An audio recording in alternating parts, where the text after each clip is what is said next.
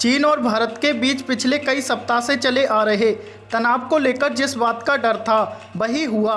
सोमवार की रात को दोनों देशों की सेनाओं के बीच एक बार फिर हिंसक झड़प हुई, जिसमें 3 भारतीय शहीद हो गए हैं, जबकि 5 चीनी जवान भी मारे गए हैं और 11 गंभीर रूप से घायल हो गए हैं।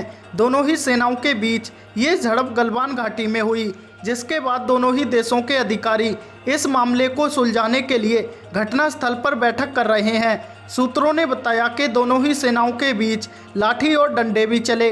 भारत के साथ साथ चीन के 5 सैनिकों की मौत हुई है और 11 गंभीर रूप से घायल हो गए हैं। हालांकि चीन की तरफ से उसके सैनिकों के मारे जाने को लेकर कोई आधिकारिक बयान सामने नहीं आया है। भारत की तरफ से उच्च सूत्रों ने बताया कि इस घटना में चीनी पक्ष की तरफ से कम 3 से 4 जवान हताहत हुए हैं।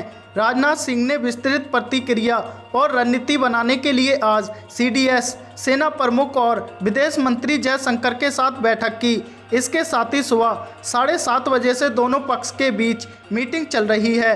भारतीय सेना की तरफ से जबरदस्त प्रतिक्रिया के बाद चीन की तरफ से मीटिंग की मांग की गई। इसके अलावा जवाब में चीन के विदेश मंत्रालय के प्रवक्ता झाओ लिजियन ने कहा कि भारतीय सैनिकों ने सोमवार को 2 बार सीमा रेखा पार की, चीनी कर्मियों को उकसाया और हमला किया, जिसके परिणाम स्वरूप दोनों पक्षों के सीमा बलों के बीच गंभीर टकराव हुआ। इसके साथ ही चीनी अखबार ग्लोबल टाइम्स ने ट्वीट किया है कि सोमवार को भारतीय सैनिकों ने 2 बार सीमा को अवैध रूप से पार किया और चीनी सैनिकों पर हमले को अंजाम दिया, जिसके परिणाम स्वरूप गंभीर झड़पें हुई और 3 भारतीय सैनिक मारे गए।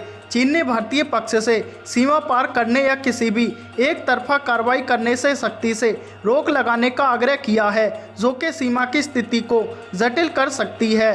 गौरतलब है कि परमाणु हथियारों से लैस पड़ोसी चीन के साथ भारत 3488 किलोमीटर लंबी अचिह्नित सीमा साझा करता है। चीनी विदेश मंत्रालय की प्रवक्ता हुआ चुनिंग ने पिछले हफ्ते कहा कि बीजिंग स्थिति को सुलझाने के लिए नई दिल्ली के साथ एक सकारात्मक सहमति पर पहुंच गया है, जबकि भारत ने भी रविवार को कहा कि दोनों देश शांतिपूर्ण तरीके से हल करने के लिए सहमत हुए हैं।